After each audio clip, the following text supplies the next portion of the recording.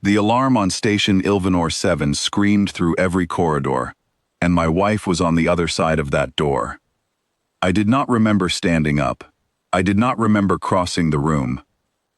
One moment I was folding laundry in our small quarters, listening to Elowen hum a tune from her home world, and the next moment, the lights had turned red, and her voice had gone silent behind a locked panel. My name is Ethan Marsh. For 6 years, almost nobody on this station knew who I really was. To them, I was a quiet man who worked in cargo logistics, who kept to himself, who never raised his voice. That was the life I built after the war ended. That was the life I wanted. But some things follow you no matter how far you run, and some doors, once you kick them down, never really close again. I placed my palm on the panel and forced it open with a strength that would have surprised every person who thought they knew me. The room behind it was empty, except for a single overturned chair and a data pad blinking on the floor. Elowen was gone. 3 months earlier, none of this would have made sense to me either. Elowen was not just any woman. She was a princess of the Sarai Compact, sent into quiet exile after a political shift removed her family from power. She worked beside me in the station's supply department, pouring drinks for tired travelers, smiling at strangers, never once revealing the crown she used to wear. I did not know her title when we met. I only knew that she laughed at my terrible jokes and remembered how I liked my coffee. We married in a small room with 4 witnesses and no music. She wore plain gray instead of royal colors, because she said colors like that had never once meant safety to her. I understood that better than she knew, though I never told her why.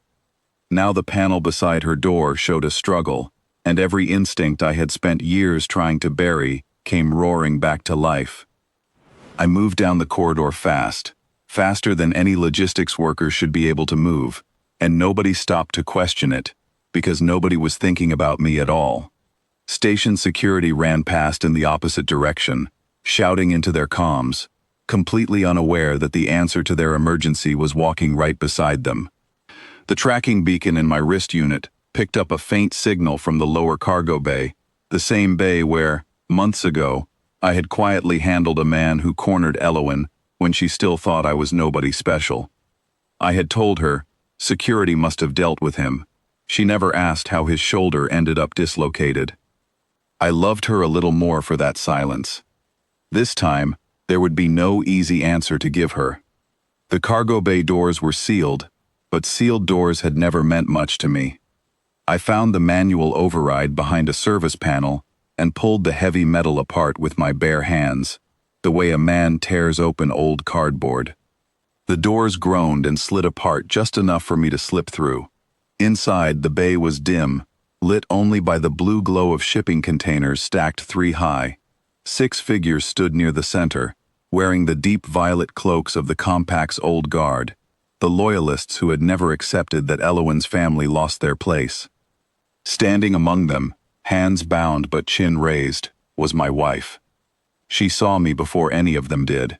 Her eyes widened, not with fear for herself, but with something else. Recognition, as if a piece of a puzzle she had been carrying for months had just clicked into place. The leader of the group turned to face me, unimpressed by the sight of a plain man in plain clothes. He called out something about how this was not my business, how the princess belonged to a matter far older than any station worker could understand. I told him, calmly, that she was my wife, and that made it exactly my business. He laughed, and one of his men raised a weapon toward me as a warning, expecting me to freeze the way ordinary people freeze. I did not freeze. I closed the distance between us before the laugh had even finished leaving his mouth, moving with the same speed that once carried me through the debris fields above Kepler Station, back when the whole galaxy watched a single human hold a line that nobody thought could be held. I did not raise my voice. I did not need to. I simply made certain, one by one, that every weapon in that room stopped working, that every man who thought he had the advantage understood, quickly and clearly, that he did not. Nobody was harmed beyond a few bruised prides and a great deal of confusion. I made sure of that too. I had spent enough of my life causing damage. I was not interested in doing it again, unless there was truly no other way, and that day, there was another way. Within a minute, the violet cloaks were gathered in a corner of the bay, disarmed and silent, staring at me like I had appeared out of a story none of them had actually believed. I cut the binding from Elowen's wrists with a small blade I always carried but never used, and pulled her gently to her feet. She did not step back from me. She did not look at me with fear.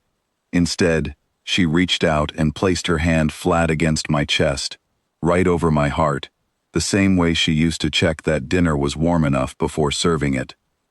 She said my old name, quietly, like she was trying it out for the first time. Colonel Ashwood. I told her that name belonged to someone I used to be, back before I learned that the strongest thing a person can do is put down their weapon and pick up a normal life instead. I told her that everything gentle in me had been built on purpose out of everything I no longer wanted to be. She smiled then, the real smile, the one I fell in love with over spilled coffee and long night shifts. She said she had married the quiet part of me, and she intended to keep him, legend or not. Station security finally arrived, several minutes too late, and clearly relieved about it. They took the violet cloaks into custody, wrote their reports, and asked me exactly 0 questions, because nobody there could imagine that the quiet cargo worker had solved their entire emergency before they had even reached the room. I preferred it that way. I always had. Word travels fast on a station this small, though, and by the next morning, everyone from the mess hall to the docking bay had heard some version of the story. Some said I had once ended a war by myself. Some said I still had medals buried somewhere in a box I refused to open.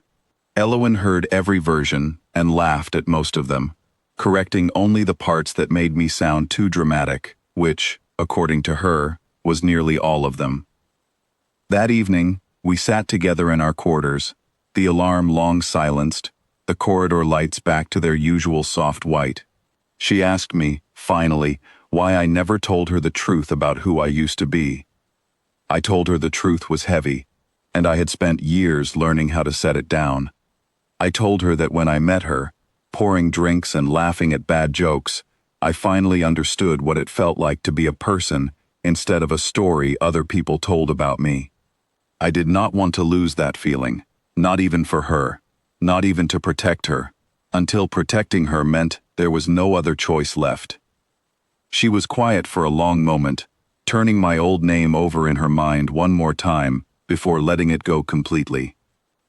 Then she asked if this meant I would always come running whenever trouble found her. I told her that trouble had never once found her without finding me first, whether she realized it or not, and that I intended to keep it that way for as long as I was breathing. She leaned her head against my shoulder, and for the first time since the alarms first sounded, the whole station felt calm again, or at least calm enough for 2 people who had both been hiding something to finally stop hiding from each other. Later, Station Command sent a formal request for an interview, curious about the man who had somehow handled 6 armed loyalists without a scratch on him. I declined politely and went back to my regular shift the next morning, sorting cargo manifests like nothing at all had happened. Elowen still worked the same counter, pouring the same recycled coffee, laughing at the same tired travelers who had no idea their server had once been royalty. The only difference now was that everyone on the station gave me a slightly wider berth in the hallways, and nobody ever tried to cut in front of me in the food line again. I never became the legend people wanted me to be. I never gave interviews or wore medals or let anyone write my story the way they wanted it written. I simply went back to being a quiet man who loved his wife, who fixed broken doors, who remembered how she liked her tea, and who happened, once in a great while, to remind the galaxy exactly why humans were never a people worth underestimating.